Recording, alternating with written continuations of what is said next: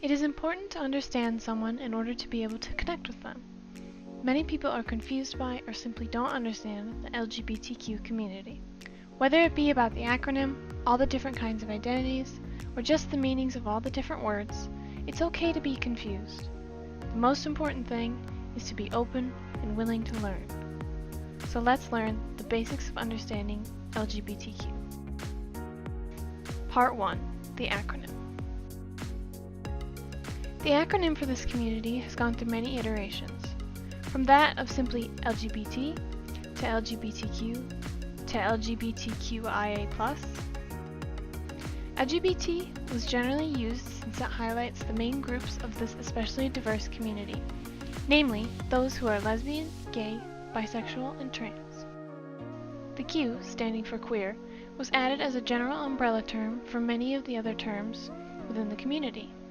Although it is evolving back into a normal term now, the word queer has a sordid history of being used as a slur, so some people have a problem with it being in the acronym. The I and A parts of the acronym were added as to highlight gender orientations within the community that are not just sexual orientations.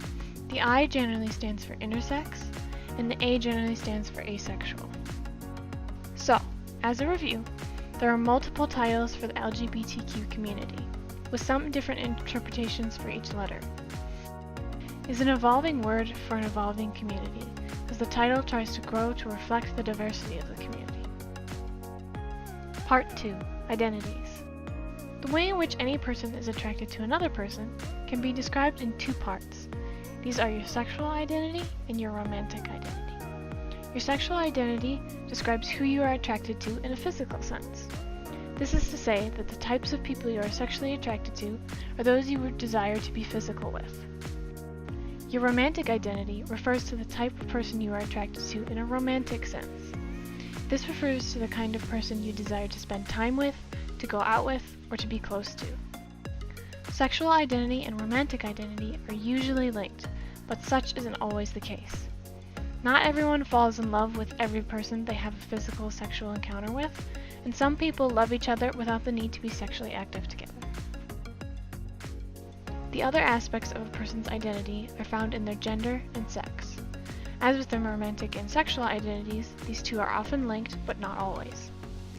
Your sex is your assigned gender at birth, or the gender associated with you based on your reproductive organs.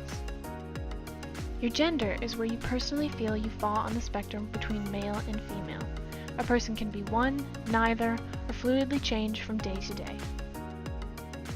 Genderspectrum.org defines the dimension of gender by one's body, identity, and expression. The aspect of our gender of our body refers to one's experience of their own body, how society genders bodies, and how others interact with us based on our body. Our gender identity is what our deeply held belief of our internal sense of us being masculine, feminine, a blend of both, neither, or something else. This aspect of our gender identity also includes the names or pronouns we use to convey our gender. The expression aspect of our gender is how we present ourselves to society. This is often done through clothing, hairstyles, and mannerisms. So, as a review, there are many aspects to every person. Who knew people were so complicated? A person's sexual identity and romantic identity describe how they are attracted to other people and to whom they are attracted to. Gender and sex aren't the same thing and don't always match each other. Gender specifically is defined by how we feel and how we present ourselves to those around us. Part 3. Basic definitions. A lesbian is a woman who loves and or is attracted to another woman, and gay refers to a man who loves and or is attracted to another man. Gay is also used as a term to describe all types of people who experience attraction to or relationships with people of the same sex. Bisexual refers to a person who's attracted to more than one gender, generally referring to an attraction of two different kinds of genders. This usually means attraction to both males and females, but it can also be used to refer to attraction to other combinations such as female and agender or male and non-binary. The T generally stands for trans, referring to both transgender and transsexual people. Transgender people are those who identify with a different gender than the one they were assigned at birth, and transsexual people are those transgender people who have had gender reassignment surgery. trans people often have experiences with body dysphoria or social dysphoria. According to the PBHS Closet, social dysphoria is discomfort experienced when acting in ways socially different than your gender or being addressed in ways different to your gender. And body dysphoria is discomfort experienced because of the difference between gender and your sex, role, or gender expression. Queer is a very fluid term. Some people use it to describe themselves because they feel the terms lesbian, gay, or bisexual are too limiting. Often, it's usually just a term that refers to someone whose sexual orientation is something other than heterosexual. Unfortunately, because of the word's history as a slur, it is best to avoid using it to describe someone unless they specifically ask you to. The Q in the acronym can also stand for questioning, referring to people who are debating about their own sexuality or gender. According to GLAAD.org, intersex is an umbrella term to describe people born with reproductive or sexual anatomy and/or chromosome patterns that can't be classified as typically male or female. Asexuals are those who do not experience sexual attraction, and aromantics are those who do not experience romantic attraction. Agender people are those who do not identify with any gender.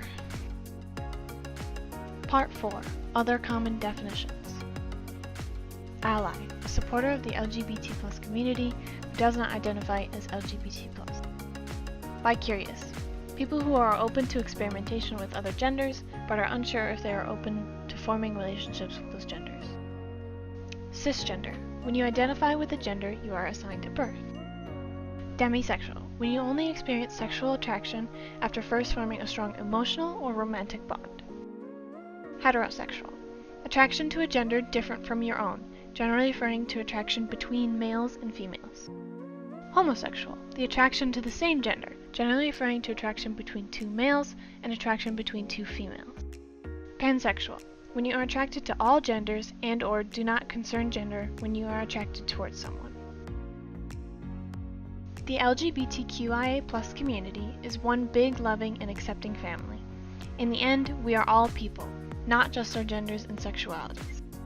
Love is love, and people are people, and every person deserves to be loved. If you'd like to learn more, consider visiting these websites for more information. Thank you.